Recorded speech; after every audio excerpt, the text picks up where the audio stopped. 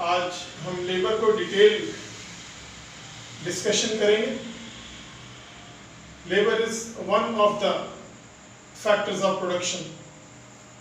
आज हम लेबर को डिफाइन करेंगे विद एग्जांपल, और हम बात करेंगे ह्यूमन कैपिटल कॉन्सेप्ट की,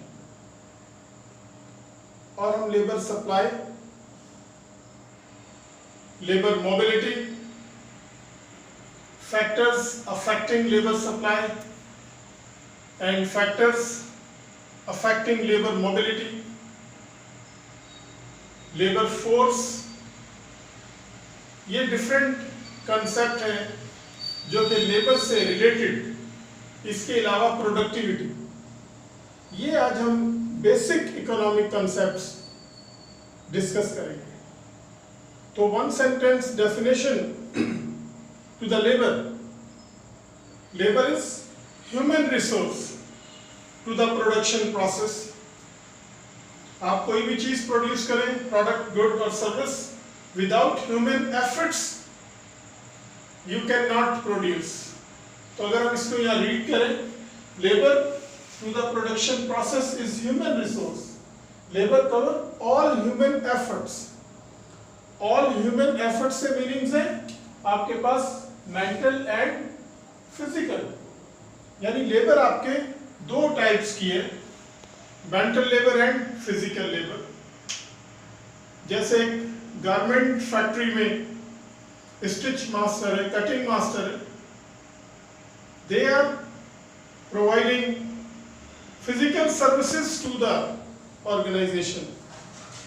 ऐसे ही आपके पास लॉयर्स हैं, डॉक्टर्स हैं, टीचर्स हैं, they are providing mental labour to their clients और टू देयर स्टूडेंट्स।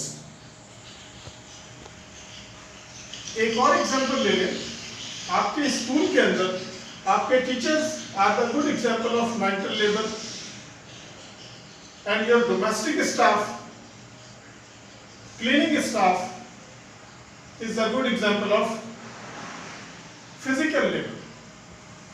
लेबर हमने डिफाइन किया with suitable example। आगे चलते हम बात करते हैं human capital. This is an additional concept. Student, जब हम ह्यूमन कैपिटल को डिफाइन करते तो समटाइम्स स्टूडेंट्स मिक्स कर जाते हैं ह्यूमन रिसोर्स और ह्यूमन कैपिटल को, कि both are same. These two are different economic concepts relating to the labor.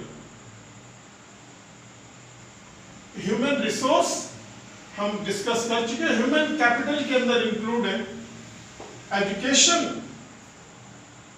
Of the workers, इनकी ट्रेनिंग और इनकी skills, experiences. These are actually human capital. जिस लेबर पर जितना ज्यादा जो लेबर वेल एजुकेटेड होगा, वेल ट्रेन्ड होगा, एक्सपीरियंस होगा, इसका मतलब है कि उसके ऊपर उतनी ही ज्यादा इन्वेस्टमेंट होगी। तो ह्यूमन कैपिटल में ये चीजें हैं, आपकी एजुकेशन है, आपकी ट्रेनिंग है, आपका एक्सपीरियंस है, स्किल्स है। आगे हम चलते हैं supply of labour. These 5 different factors which can affect supply of labor. Number 1 आप देखें, size of population। किसी कंट्री की जितनी ज्यादा पॉपुलेशन होगी उसकी लेबर फोर्स उतनी ज्यादा होगी, उसका ह्यूमन रिसोर्स उतना ज्यादा होगा। और जिस कंट्री की पॉपुलेशन बहुत कम है उसकी लेबर फोर्स या ह्यूमन रिसोर्स उतना ही कम होगा, उसके पास लेबर सप्लाई कम होगी। और जिसकी पॉपुलेशन हाई है उसके पास लेबर सप्लाई डेफिनेटली ज्यादा होगी। नेक्स्ट जो फैक्टर आप देखते हैं, age structure of the population. जब हम एज स्ट्रक्चर की बात करते हैं तो हमारे पास डिफरेंट एजेस हैं। हमारे पास old age people and young age people. अगर कोई कंट्री ऐसा है जिसके अंदर young people are more than the children and also more than the older people, तो उसकी लेबर फोर्स, उसकी लेबर सप्लाई ज्यादा होगी उस कंट्री की निस्बत जिसकी पॉपुलेशन के अंदर ज्यादा जो परसेंटेज है वो ओल्ड एज पीपल का है, ओल्ड एज लोगों का परसेंटेज ज्यादा है। इसका एग्जांपल आप जापान ले, जापानीज इकोनॉमी है, वहां पर old age people are more than the young people, और यही रीजन है कि उनकी लेबर फोर्स, उनकी supply of labour short come है, and this is the reason they are importing labour from all over the world. Labour services वो लोग import करते हैं। और इसके वाइस वर्सा, इसके अगेंस्ट आप पाकिस्तान का एग्जांपल ले लें, बेस्ट एग्जांपल है इन द वर्ल्ड कि हमारा जो एज स्ट्रक्चर है, हमारे पास यंग लोग बहुत ज्यादा है as compare to older one. तो हमारे पास यही रीजन है कि सप्लाई ऑफ लेबर ज्यादा है। नेक्स्ट आप देखें रिटायरमेंट एज। जिस कंट्री के अंदर रिटायरमेंट एज जितना अर्ली होगी उसकी सप्लाई ऑफ लेबर उतनी कम होगी, और जिसकी रिटायरमेंट एज जितनी ज्यादा होगी उसकी सप्लाई ऑफ लेबर भी ज्यादा होगी। In this way we can say that there is direct relationship between retirement age and supply of labor of the nation. For example, अगर एक कंट्री है और उसका रिटायरिंग एज 60 इयर्स है, तो उसके लोग आफ्टर 60 इयर्स रिटायर्ड हो जाते हैं और they will become the part of retired people, and in this way they are going to join dependent population group. और वो कंट्री जिसकी अगर रिटायरमेंट एज फॉर एग्जांपल 60 की जगह 65 इयर्स है, तो इस कंट्री की population will work more 5 hours पहले वाले कंट्री की निस्बत। तो इस कंट्री की लेबर सप्लाई हम कहेंगे कि ज्यादा है, क्योंकि इसके लोग ज्यादा देर तक काम करेंगे।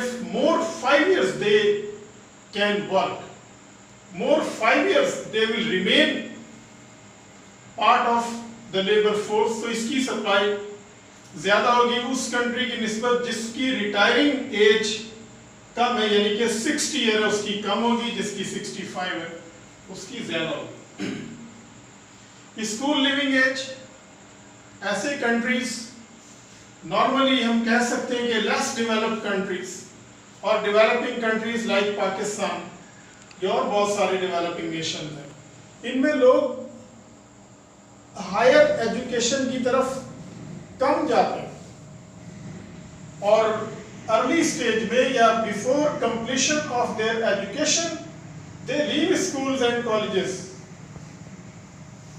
Because of their financial issues and they will become the part of labor। तो ऐसे कंट्रीज जिसमें लोग जल्दी अपने स्कूल या एजुकेशनल इंस्टीट्यूशंस को छोड़ देते हैं और काम शुरू कर देते हैं, तो उसमें इस कंट्री में सप्लाई ऑफ लेबर ज्यादा होगी उस कंट्री की निस्बत कि जिस कंट्री के लोग ज्यादा एजुकेशन में जाते हैं, they are spending more years to get more professional education, तो वो लोग फिर देर में पार्ट ऑफ लेबर बनते हैं। इसलिए हम कह सकते हैं कि ऐसे कंट्री की सप्लाई ऑफ लेबर शॉर्ट होती है, कम होती है, जिसके लोग ज्यादा एजुकेशन में टाइम लगाते हैं। नेक्स्ट हम बात कर सकते हैं एटीट्यूड टू वर्किंग वुमेन। ऐसे कंट्रीज जिसमें लेडीज को, वुमेन्स को काम करने के ऊपर कोई बैन नहीं है, they are free to work, तो उनकी लेबर सप्लाई मोर होती है as compare to those countries in which there are restrictions to work in the offices और in any field. Restrictions on the working of the women, जहां औरतों के काम करने पर पाबंदी है, सख्ती है कि वो काम नहीं कर सकते, तो ऐसी नेशंस या ऐसे कंट्रीज उनकी सप्लाई ऑफ लेबर कम हो जाती है। तो ये 5 डिफरेंट फैक्टर्स हैं। These factors definitely have their impact on supply of labor of the nation or the country.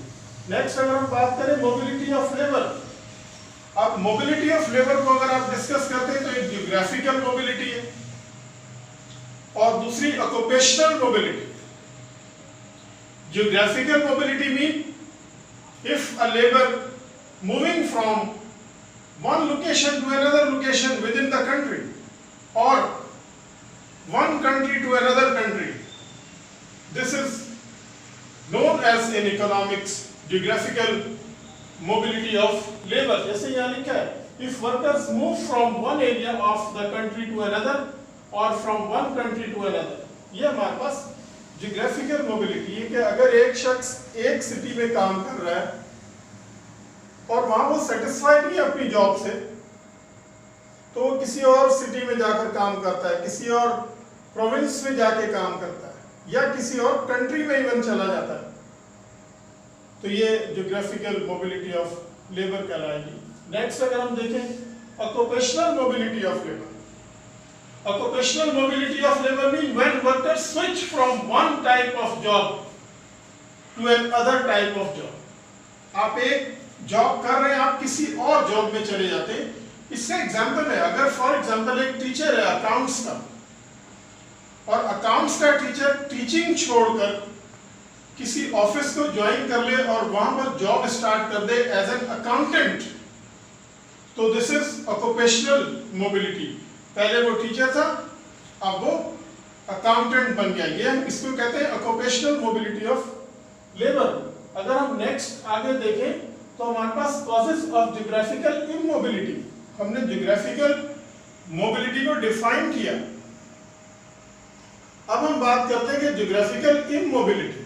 अब इमोबिलिटी मीन के लेबर ज्योग्राफिकल मोबाइल नहीं है, क्यों? नंबर 1 रीजन देखिए, difference in the price and availability of housing in different areas and countries. एक शख्स एक city में रहता है, वो वहां पर सेटिस्फाई नहीं है, वो मूव करना चाहता है, लेकिन वो दूसरे लोकेशन पर या दूसरे एरिया में विद इन द कंट्री या आउटसाइड द कंट्री मूव नहीं करता। उसका रीजन क्या है, क्यों मूव नहीं कर रहा? कि उसके पास जो हाउसिंग है, हाउसिंग ये एक्सपेंसिव है, वो अफोर्ड नहीं कर पाता एक बड़े शहर में जाकर मकान खरीदकर, घर खरीदकर वहां पर रहना और जॉब करना। तो इसलिए वो फिर जहां पर है वो वहीं रहता है और वो इमोबाइल हो जाता है। नेक्स्ट देखते हैं फैमिली टाइज। कुछ वर्कर्स, लेबर्स ऐसे होते हैं कि वो फैमिली टाइज होते हैं, they don't want to leave their family. इस वजह से वो जहां होते हैं वहीं काम करते रहते हैं, तो ये फैमिली टाइज होते हैं। अगर फैमिली टाइज ना होते तो वो मूव कर जाते हैं। डिफरेंस इन एजुकेशनल सिस्टम, कुछ लोग ऐसे होते हैं कि वो एक जगह काम कर रहे हैं, एक शहर में, एक सिटी में, दे आर वर्किंग और वो मूव करना चाहते हैं, लेकिन जो दूसरी लोकेशन है या शहर, सिटी है, उसका educational system entirely different from his current city. अभी वो जहां पर काम कर रहा है, उस सिटी के एजुकेशनल सिस्टम से एंटायरली डिफरेंट एजुकेशनल सिस्टम है जहां वो जाना चाह रहा है। तो इस चीज को ध्यान में रखते हुए वो सोचता है कि यार education of my children will be affected negatively, क्योंकि मेरे बच्चे, मेरे चिल्ड्रन जिस ट्रैक पे स्टडी कर रहे हैं, मैं दूसरी जगह जाऊंगा, वहां पर तो एजुकेशनल सिस्टम एंटायरली डिफरेंट है, तो वो सोचता है कि यहीं पर रहा जाए और यहीं पर काम किया जाए, तो फिर वो ज्योग्राफिकली मोबाइल हो जाता है। नेक्स्ट हम देखें लैक ऑफ इंफॉर्मेशन।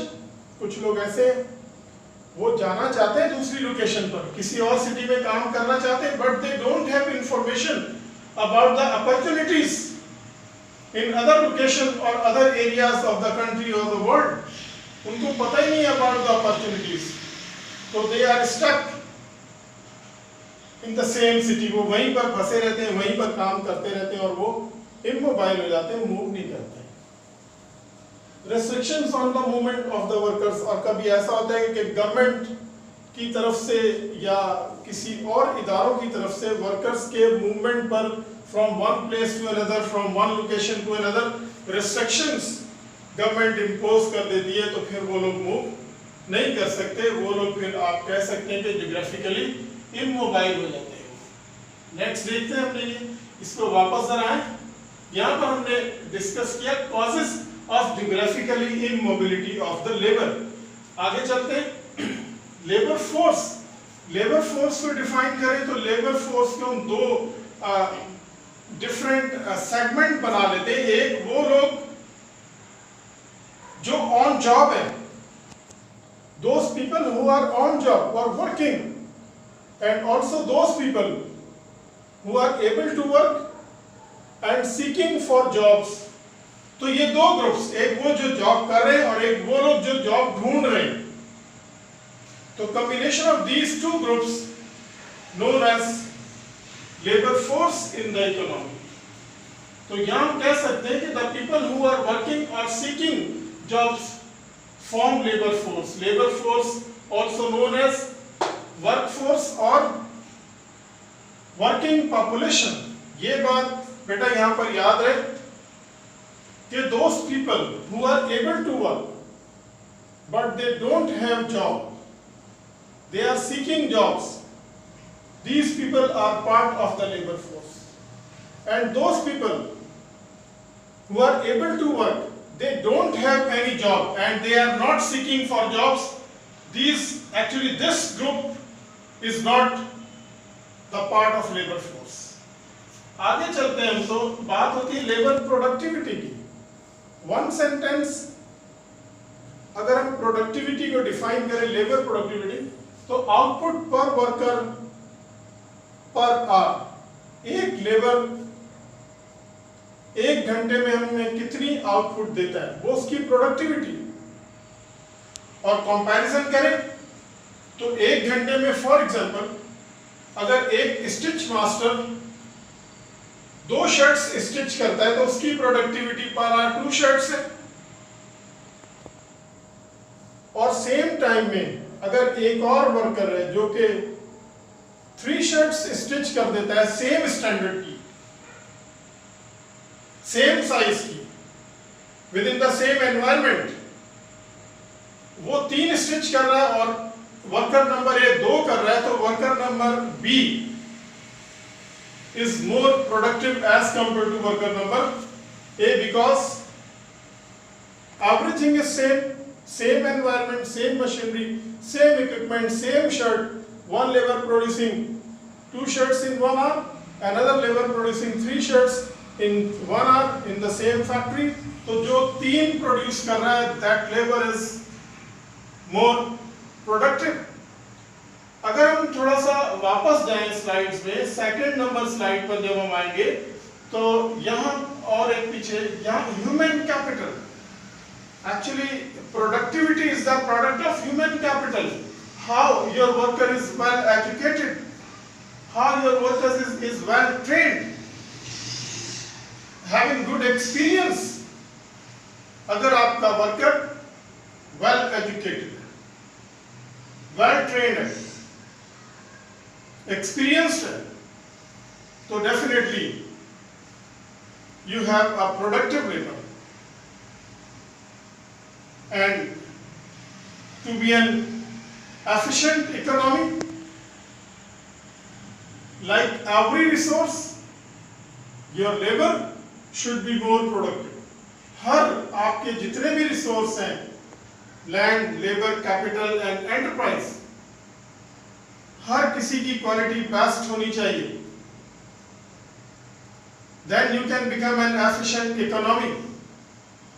और जब हम आज की बात कर रहे हैं, लेबर पर आज हमारा फोकस है, तो how your labor will become more productive? If your labor is well educated, well trained, well experienced, तो definitely आपका लेबर more productive होगा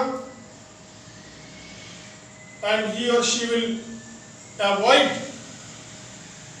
wastage of resources during production process। जो मोर प्रोडक्टिव लेबर है वो avoid करेगा wastage को, and definitely more productive labour will be able to produce more by using less resources, and they are able to reduce your average production cost, and definitely having a more productive, more efficient labor and all the resources, you can shift your PPC production possibility curve to the right hand words. बहुत सारी हमने आज discussion की, specially इसमें PPC पहले discuss कर चुके हैं, इकोनॉमिक एफिशिएंसीज को बाद में डिस्कस करेंगे इन डिटेल। आज हमने लेबर पर फोकस किया। Thank you very much.